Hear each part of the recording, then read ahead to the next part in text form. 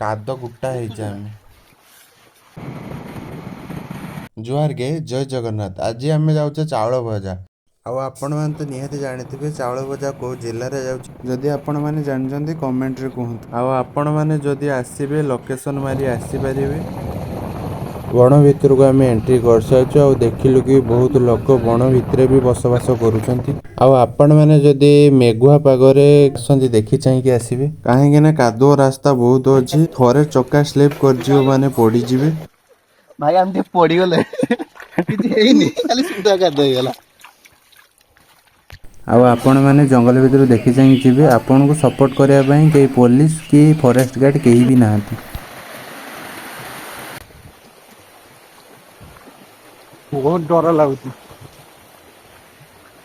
ଆଜ୍ଞା ଏଉଠୁ ଷ୍ଟାର୍ଟ ହେଲା ଆପଣଙ୍କର ମେନ୍ ରାସ୍ତା। ଏଉଠୁ ଆପଣମାନେ ଏମିତି ହିଁ ପାଣିଲେ ଯିବା ପାଇଁ ପଡ଼ିବ। ଏମିତି ପଥର ହିଁ ପଡ଼ିଥିବ।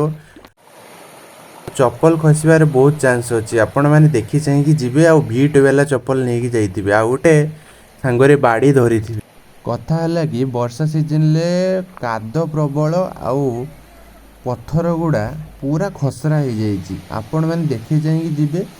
ଆଉ ମାନେ ଏତେ ଉଠିବା ରାସ୍ତା ହେଇଛି ଯେ ମାନେ ଟୋଟାଲ ବହୁତ ରିକ୍ସ। ମାନେ ଏତେ ରିକ୍ସ ଯେ ସେ ବାଡ଼ି ଗୋଟେ ପଡ଼ିଛି, ସେ ବାଡ଼ି ବି ତା ଉପରେ ଚଢ଼ିକି ଯିବେ। ମାନେ କ'ଣ କହିବି, ଆପଣ ଯାଆନ୍ତୁ ଥରେ ଆଉ ଦେଖିବେ କ'ଣ କେମିତିକା। ଦେଖୁଛନ୍ତି ନା ମୁଁ କେମିତି ଚଢ଼ୁଛି।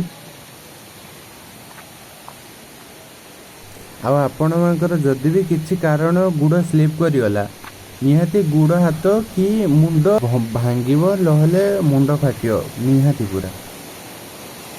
ଆଉ ଆପଣମାନଙ୍କୁ ଯିବା ବେଳକୁ ବହୁତ ବଢ଼ିଆ ଲାଗିବ। ଆପଣମାନେ ଚାଲିଯିବେ ଯେମିତି ଲିପୁନ ଦେଖିପାରୁଥିବେ କେମିତି ଖୁସିର ଚଢ଼ି ଯାଉଛନ୍ତି। ମୋତେ କହିଲେ ଭିଡ଼ିଓ ବନା, ମୁଁ ଯାଉଛି। ଦେଖିପାରୁଥିବେ କେମିତି ଚଢ଼ୁଛନ୍ତି ପୁରା ଖୁସିର। ଆପଣମାନେ ଗଲାବେଳକୁ ବହୁତ ଖୁସିରେ ଚାଲି ଯାଇପାରିବେ। ଠିକ୍ ଆସିଲା ବେଳକୁ ଆଉ ଆପଣଙ୍କର ଅରିଜିନାଲ କଷ୍ଟଟା ହିଁ ଜଣାପଡ଼ିବ। ପାଖାପାଖି ଅଧଘଣ୍ଟେ କି ଘଣ୍ଟେ ଉପରେ ଲାଗିଗଲା ପହଞ୍ଚିବା ପାଇଁ।